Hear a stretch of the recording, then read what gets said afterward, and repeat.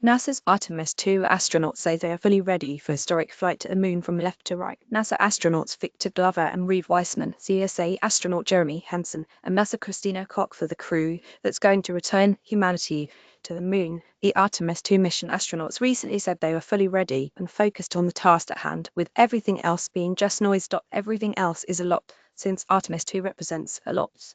It will send the first black man and the first woman to the lunar environment.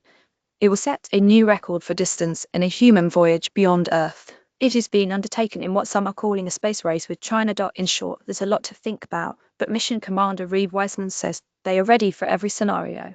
We might go to the moon, that's where we want to go, but it is a test mission, and we are ready for every scenario as we ride this amazing space launch system on the Orion spacecraft, 250,000 miles away, he said on the September 24th media event. It's going to be amazing. September also saw the naming of the Orion capsule for the Artemis 2 mission as Integrity. Joining Wiseman will be NASA astronauts Christina Koch and Victor Glover, both of whom have spent over 100 days, over 300 in Koch's case, on board the ISS. From the Canadian Space Agency, there's Jeremy Hansen, a first-timer who admitted the chance to fly on Artemis 2 will be an absolute privilege.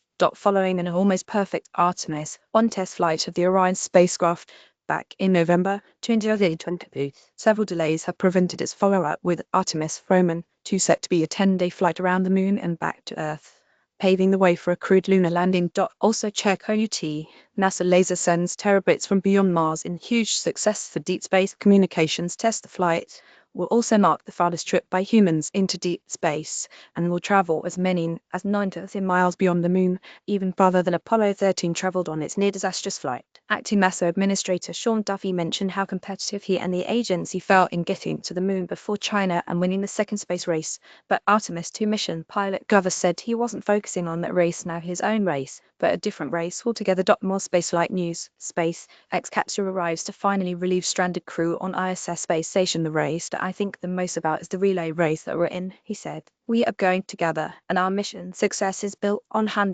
starting off with Artemis 3. That sets up our country and our partners to go back to the surface of the moon. The first astronaut flight of NASA Artemis program, which seeks not only to land humans on the moon a second time, but also to conduct sustained crewed exploration of the lunar South Pole and beyond to prepare for an eventual trip to Mars, is hoping for an early February launch date.